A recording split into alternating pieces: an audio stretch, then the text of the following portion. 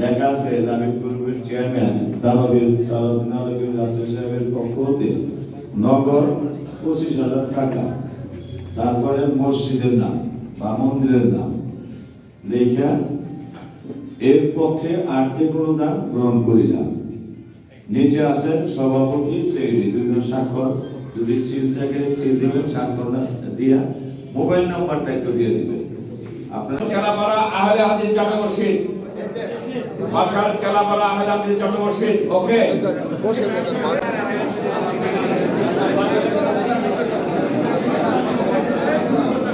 সালাউদ্দিন আলমগীর ছাড়া এরকম একটা বৃহৎ দৃষ্টান্ত স্থাপন করতে সক্ষম হয়েছে আমাদের কেউ? এই প্রথম আমরা একটি বৃহৎ দৃষ্টান্ত স্থাপন করতে যাচ্ছি। আবারও বলছি, উনি একটি জিনিসে বিশ্বাস করে মনে প্রাণে এবং তা বাস্তবায়ন করতে চায়, সেটা হলো আমরা সকলেই হিন্দু মুসলমান ভাই ভাই সকলে মিলে একত্রে পৌঁছতে চাই। হিন্দু মুসলমান ভাই ভাই সকলে মিলে একত্রে থাকতে চাই, সকলে মিলে বাসায় করতে বসবাসযোগ্য সুন্দর একটি আধুনিক নগরে পরিণত করতে চাই। ধন্যবাদ। মনে এবং আমার নিজের মধ্যে এগুলা খুব বেশিভাবে কাজ করে। আমি ওনার ফ্যাক্টরিতে 18 বছর যাবত কাজ করি। বলেছে যদি আমি যোগ্য হই, আমার কর্মকাণ্ড যদি ভালো হয়, তাহলে আপনারা আমার জন্য চিন্তা করবেন। তো উনি, আমরা যেহেতু বরাবরই ওনার সাথে দীর্ঘ সময় কাটাচ্ছি, প্রত্যেকটা অনুষ্ঠানে যাচ্ছি এবং প্রত্যেকটা কর্মকাণ্ডে আমরা জড়িত আছি, সেহেতু উনি একটা যাচাই করে দেখেছেন যে বাসাইল এবং সখীপুরের মানুষ তাকে কিভাবে গ্রহণ করেছে এবং শেষ মুহূর্তে তাকে ধরেছে যে আপনাকে নির্বাচনে আসতে হবে।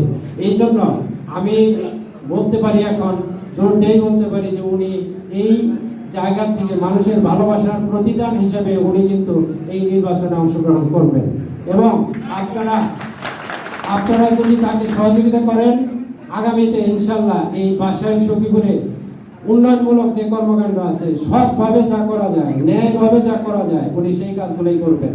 এবং এইখানে বাসাইলের আমি বলবো যে রাজনীতিবিদ হিসেবে না, উনি কিন্তু কোনো রাজনীতিবিদকে খারাপ ভালো এই হিসাবে দেখেন না, দলগতভাবে দেখেন না। মানুষ খারাপ হইলে সে খারাপ, দল খারাপ হইলে সেটা খারাপ, বা ভালো মানুষকে উনি ভালো বলবেন, সেটা আওয়ামী লীগ, বিএনপি, জামাত যাই বলেন, হিন্দু মুসলমান এগুলো কিন্তু আলাদাভাবে কোনোভাবেই সে দেখেন না। উনি সবসময় মানুষ হিসাবে চিন্তা করেন।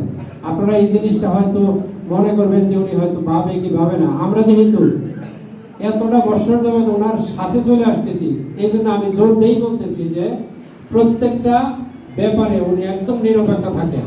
আমাকে জন্ম দিয়েছে হিন্দুদের ঘরে, তাদের কোরআনে বলেছে লাকুম দীনুকুম ওয়ালিয়া দীন, যার যার ধর্ম সেই পালন করবা, কারো ধর্মে কেউ হস্তক্ষেপ করতে পারবে না। ভাই আমার, আজকে তোমরা বেহেশত পাবা না, ওইটাও ঠিক না। আমাদের দেশকে ভালোবাসতে হবে। দেশকে ভালোবাসতে গেলে এই দেশের মানুষকে ভালোবাসতে হবে, এই দেশের সম্পদকে ভালোবাসতে হবে। আজকে যারা বাংলাদেশে এখন আমরা যারা আছি, আমরা জানি স্বাধীনতার পর থেকে আমরা কিন্তু এখনো পরিপূর্ণ স্বাধীনতা পাই নাই। কারণ ওই আমাদের যারা নেতা আসে, যারা এমপি, মন্ত্রী, চেয়ারম্যান হয়, তাদের কাছে কিন্তু আমরা জিম্মি হয়ে যাই। কাজেই আমাদের উচিত, এবার একটা সময় এসেছে। কিসের কারণে সেই সময় এসেছে?